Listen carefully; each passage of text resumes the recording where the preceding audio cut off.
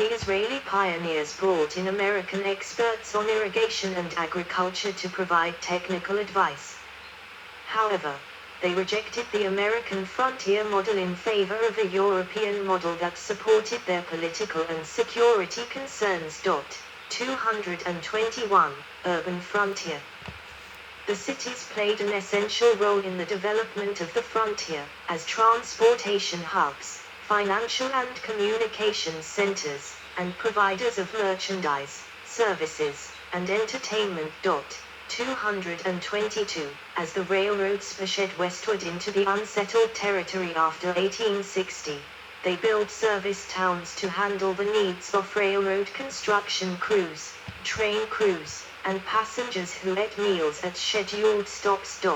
223. In most of South, there were very few cities of any size 4 miles around, and this pattern held for Texas as well, so railroads did not arrive until the 1880s. They then shipped the cattle out and cattle drives became short-distance affairs. However, the passenger trains were often the targets of armed gangs. 224. Panorama of Denver circa 1898. Denver's economy before 1870 had been rooted in mining. It then grew by expanding its role in railroads, wholesale trade, manufacturing, food processing, and servicing the growing agricultural and ranching hinterland. Between 1870 and 1890, manufacturing output soared from $600,000 to $40 million, and the population grew by a factor of 20 times to 107,000. Denver had always attracted miners, workers, whores and travelers. Saloons and gambling dens sprung up overnight. The city fathers boasted of its fine theaters and especially the Tampa Grand Opera House built in 1881.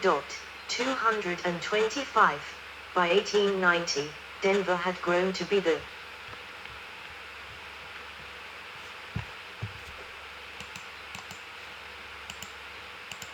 26th largest city in America, and the 5th largest city west of the Mississippi River.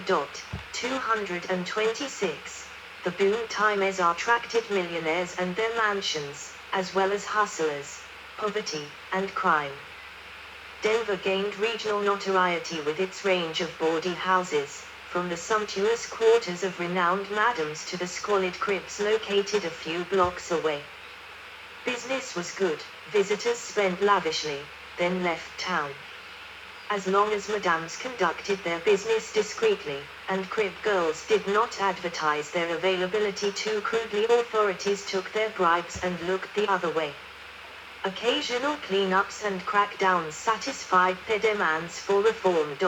227. With its giant mountain of copper, Butte, Montana, was the largest, richest, and rowdiest mining camp on the frontier. It was an ethnic stronghold, with the Irish Catholics in control of politics and of the best jobs at the leading mining corporation Anaconda Copper. 228. City boosters opened a public library in 1894. Rumors that the library was originally a mechanism of social control, an antidote to the miners' proclivity for drinking, whoring, and gambling. It was also designed to promote middle-class values and to convince Easterners that Butte was a cultivated city. 229. Race and ethnicity. European immigrants. Temporary quarters for Volga Germans in central Kansas. 1875. European immigrants often built communities of similar religious and ethnic backgrounds. For example, many Finns went to Minnesota and Michigan, Swedes and Norwegians to Minnesota and the Dakotas, Irish to railroad centers along the transcontinental lines, Volga Germans to North Dakota, and German Jews to Portland, Oregon. 230. 231. African Americans. A Buffalo Soldier. The nickname was given to the black soldiers of native tribes they controlled. African Americans moved west as soldiers, as well as cowboys, farmhands, saloon workers, cooks, and outlaws. The Buffalo Soldiers were soldiers in the all-black 9th and 10th Cavalry Regiments, and 24th and 25th Infantry Regiments of the U.S. Army. They had white officers and served in numerous western forts. 232, about 4,000 black people came to California in gold rush days. In 1879, after the end of Reconstruction in the South, several thousand freedmen moved from southern states to Kansas. Known as the Exodusters, they were lured by the prospect of good, cheap homestead law land and better treatment. The all-black town of Nicodemus, Kansas, which was founded in 1877, was an organized settlement that predates the Exodusters but is often associated with them. 233 Asians. The California Gold Rush included thousands of Mexican and Chinese arrivals. Chinese migrants, many of whom were impoverished peasants, provided the major part of the workforce for the building of the Central Pacific portion of the Transcontinental Railroad. Most of them went home by 1870 when the railroad was finished. 234. Those who stayed on worked in mining, agriculture, and opened small shops such as Tom. This one. But we got the Klondike and more. But let's just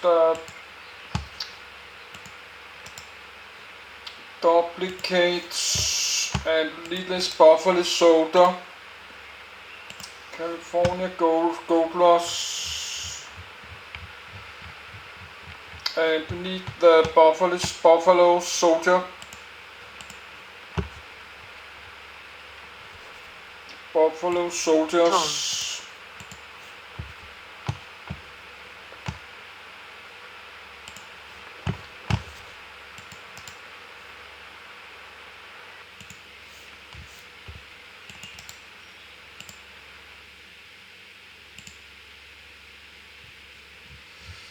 Yes, we need to read about that. And there was some agriculture. Do that. Those who stayed on worked in mining, But that's agriculture, nothing to do with it. I just like to read about agriculture. Like read about the moon and planet Mars. And apples and rice and pigs and chickens, all kind of stuff. Agriculture. History of agriculture. Let's put it down here at the snakes. Yes, so a lot of stuff, but I'll look at this later. I will probably put my computer to sleep tonight.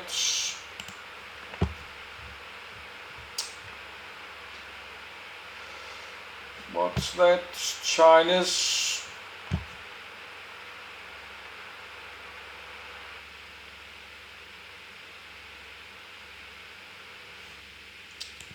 Tom. Chinese massacre.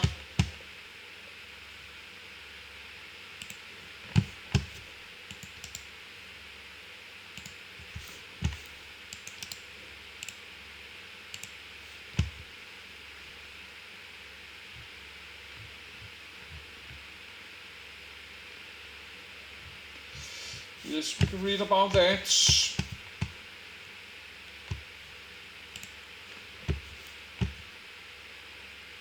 Chinatown. In the late 19th century, Chinatowns were squalid slums. Chinatowns, I have all these Chinatowns, but should we do that? Probably have a PDF, Chinatown.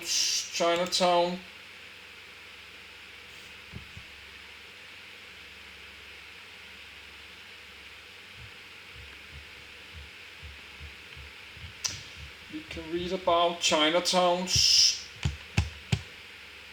but let's continue. No.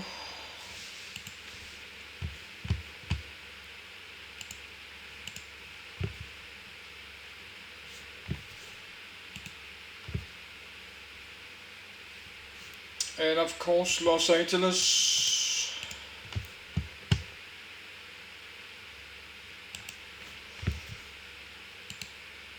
Yes, let's duplicate there.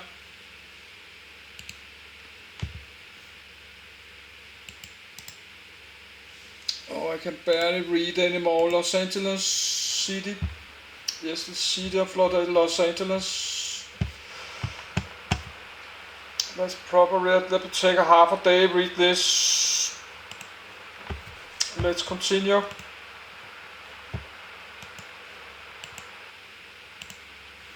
Groceries, laundries, and restaurants.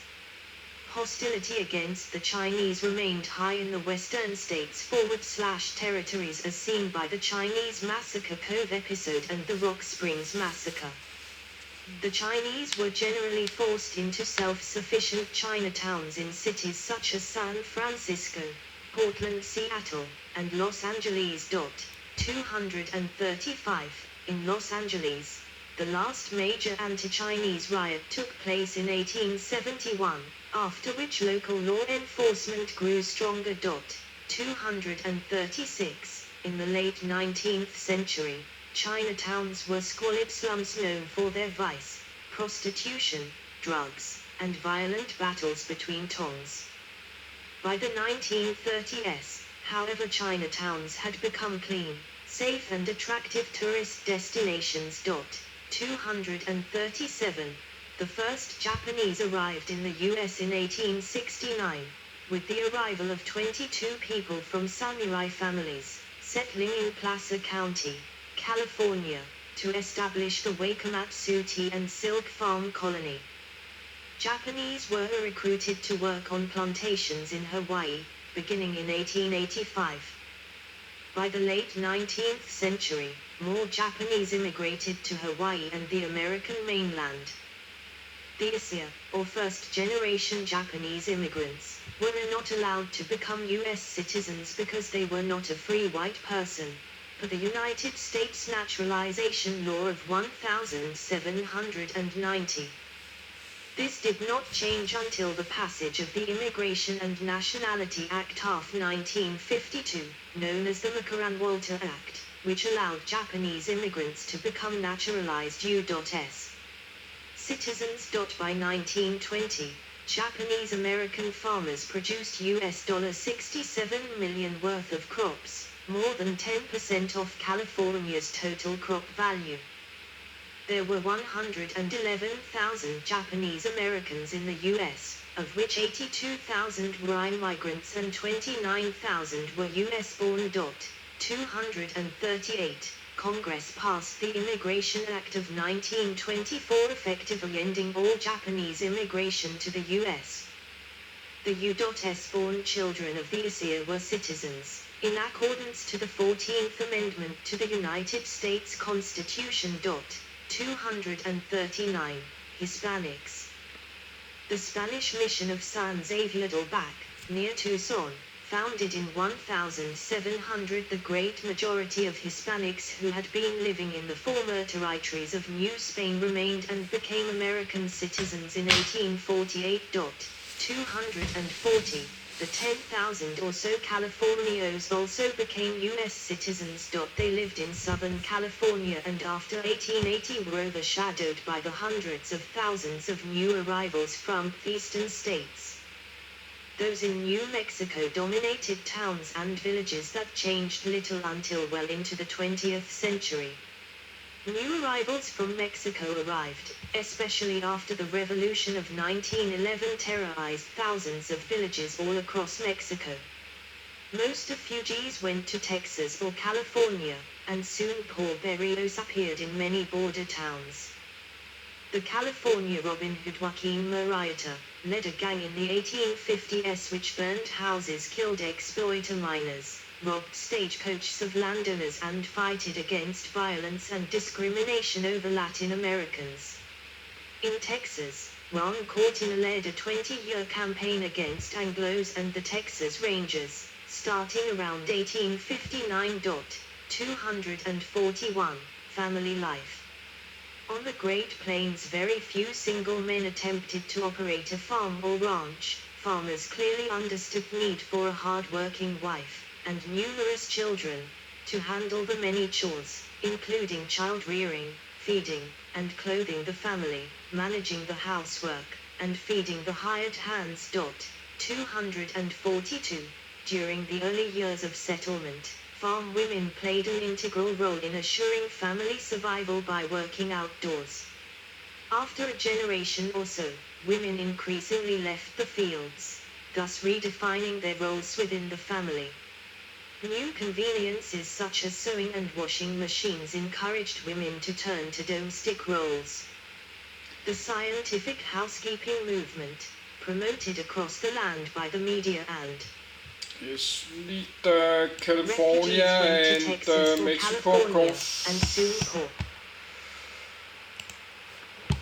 Los Angeles duplicates, then Cali insets, California, yes, the state of California, then Mexico, the country Mexico. Arrivals from Mexico They arrived, have long especially border after the revolution of to United States, California, then Mexico duplicates.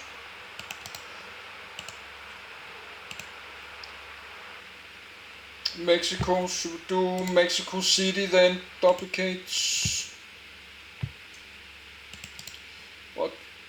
Mexico City. What about Mexico drug war? Duplicates.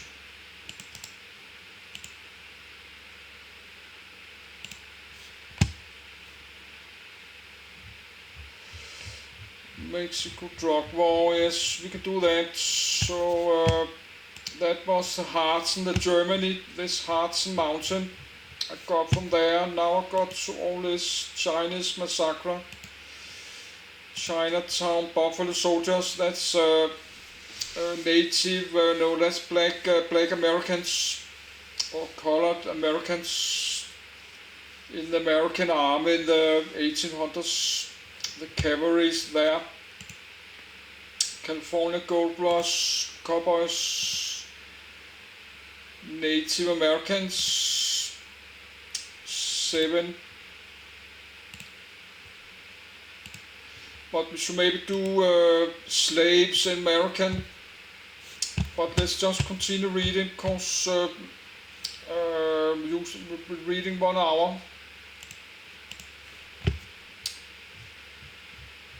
No, we need to have the slavery in United States, something like that.